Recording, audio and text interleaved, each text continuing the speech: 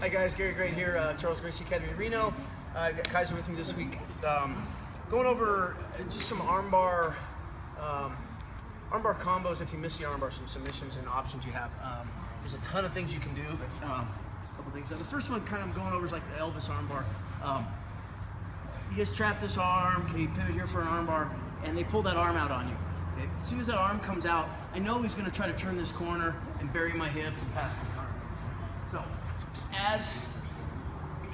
So I get here, they pull that arm out. I know he's coming, so as he comes around, I'm just going to post his shoulder just for a second. I'm going to let him come. I just don't want to let him get my hips under control. So as he comes around the corner, keep coming. I'm going to take this shin and I'm going to wrap it. Just change direction right here and hook his head.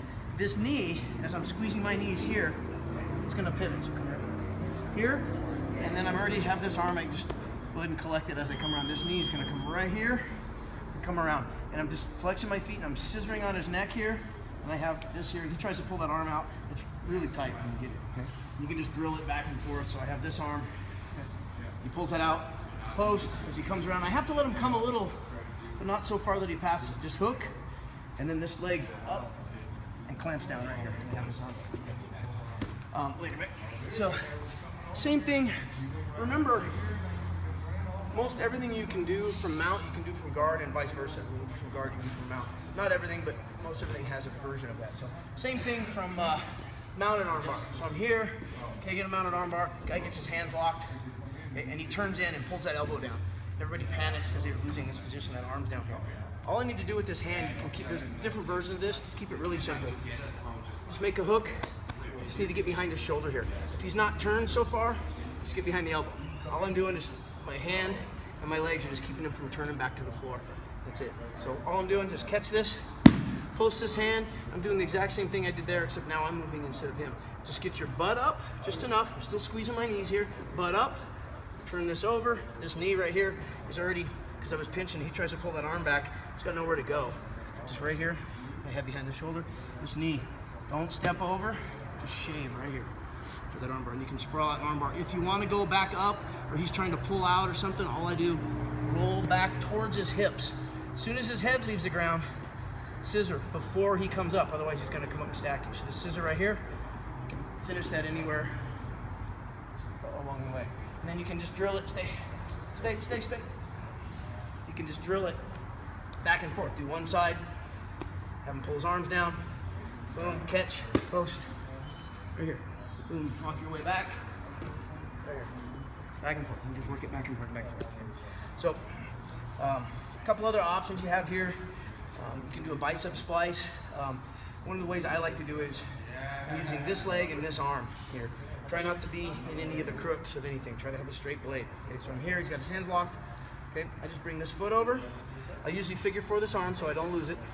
Bring this foot over, take this off right to here, and I can finish it right like that. If you want to figure four it like this, you can do that too, but usually you can finish right here with this figure four. Make sure you're using this leg and this arm, not this leg. I can use this arm if I wish. Here, okay. Don't use this leg because it's going to disappear on you. Wrist locks. If his grip is locked, so this hand's on top. Put him up here. Just stand on top. Right on top. Yeah, anytime this hand is on top, I can attack a wrist lock here. It's pretty easy to do. I like to do like this. These three fingers on the fingers. These two on the back of the hand. Some people like to go all the way out on the fingers. It's a little stronger, but you get someone flexible or sweaty, it'll slip off a lot. So I like to go right here. Figure four this, and I'm gonna lean back, try and get some pull going here. And then as soon as I realize I'm gonna get his wrist to go, then I drive with my chest until you get that wrist lock. Be careful practicing it, because a lot of times you'll be straight and it'll just, when it slips off, it pops in one big motion. So again, he's here, I'm underneath here, cover, figure four, start to lean back till it starts to go, and then when I know I'm starting to get it, I'm gonna drive forward with my chest so that this drives in. Okay. Another thing I like to do, guys, hands are locked.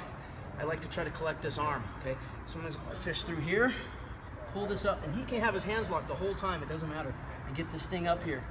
Okay, and I just start down here and I just drag right up, shrugging the shoulders, answering the phone here, squeezing my elbows. This blade, start down at the shoulder, and right up here. just finish with the arm lock. And I'm trying to break his arm at the same time I'm getting on the pressure point. Sometimes it looks a little weird. You'll be under here trying to fish some arms and you get it up. Sometimes his arm will end up here. I'll fish my head under. But don't start here and he pulls that elbow down. Get down here. Now when he tries to pull it out, I'm collecting. Now I can start to grind up and get that thing. Okay. A couple other ones I like to do. There's a choke. You're here. His hands are locked. I'm going to reach, again, the same blade. I want to get it off his head and to his neck.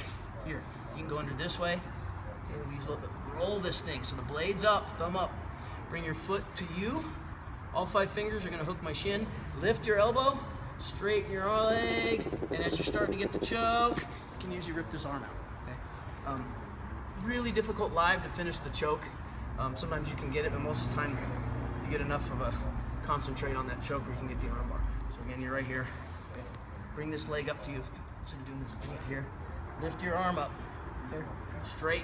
Just start choking. You can get a choke, but as he starts to address it, rip this arm back. Finish it. Another one you can do is a triangle from here. His hands are locked. If he's not doing, just lock hands. If he's not doing a genie defense or anything, I'm going to stick this through. Okay, come to here. Once this leg's here, I'm going to bring it tight to his neck, then take this off and reach up. Now, usually he'll start to sit up. You know, if not, feet right here. Hold this thing tight. Keep this triangle on the side angle right here. You can finish it right here.